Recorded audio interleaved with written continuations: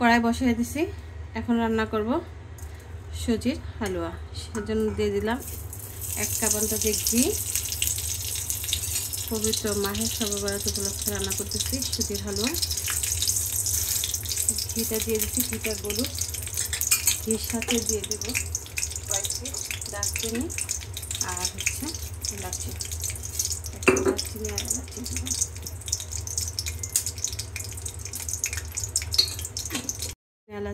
দারচিনি এলাচি ভাজা হয়ে গেছে।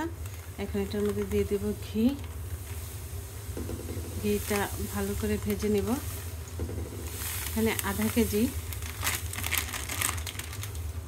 আন্দাজে সুজি, আধা কেজি দিয়ে দিলাম। আন্দাজে না, এটা আধা কেজির একটা প্যাকেট। তবে এটাকে আমি এখন ভালো করে ভেজে নিব। অনেকক্ষণ সময় ধরে ভালো করে লাল করে ভেজে নিব। অনেকক্ষণ সময় ধরে আমি এটাকে ভালো করে ভেজে নিব। পুরো লাল করব না, এটা এই যে এরকম কালার থাকবে, পুরো লাল করা যাবে না। এখন এটার মধ্যে আমি দিয়ে দিব পানি, পরিমাণ মতো দিয়ে দিব পানি। দিয়ে দিলাম পানি।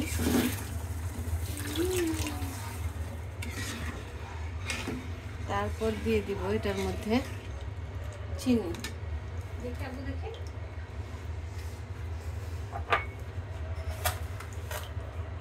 আধা কেজি সুজি, চিনি আমি দেব আর মেশাবো। চিনিটা আমি একটু বেশি খাই, তাই বেশি দিব। আপনারা যেরকম খাবেন সেরকম দেবেন। চিনিটা গললে ঠিক হয়ে যাবে। ভালো করে গালায় নেব, গলা যেন পেকে না যায় সেদিকে খেয়াল রাখতে হবে। 1 কাপ দেব চিনি।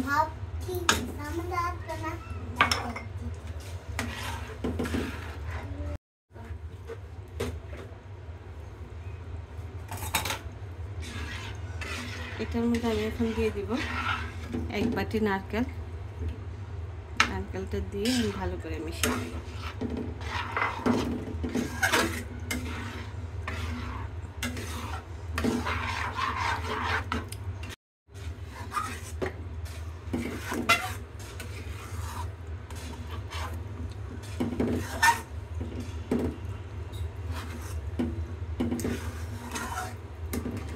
হয়ে গেছে।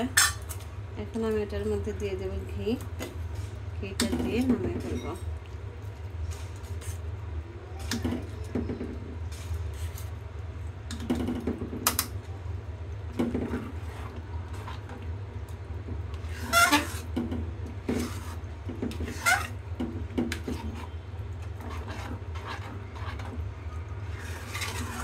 তারপর এটার সাথে দিয়ে দিব একটু কেওড়া জল, সরি রুয়াবজা। রুয়াবজা দিলে খুব সুন্দর একটা ফ্লেভার আসে।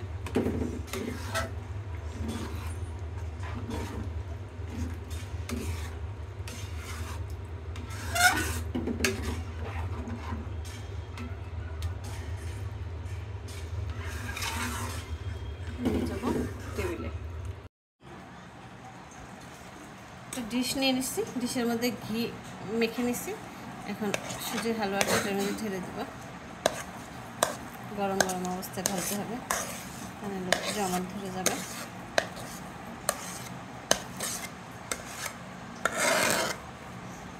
ভালো করে ইয়ে করে দেবো।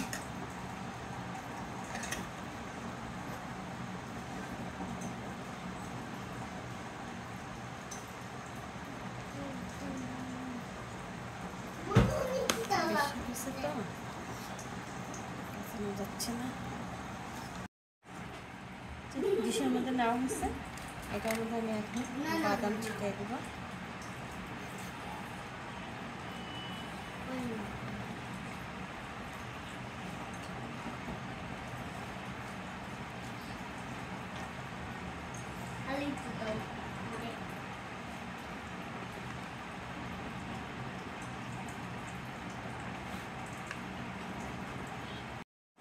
ঠান্ডা হলে এটা আমি কেটে নিব। সেট হোক, তারপরে দেখাচ্ছি। এটা ঠান্ডা করে নিচ্ছি। এখন এটাকে আমি এটা শক্ত হয়ে যাবে, এভাবে কেটে রাখবো। এখন পুরোপুরি ঠান্ডা হলে এটা সেট হয়ে যাবে।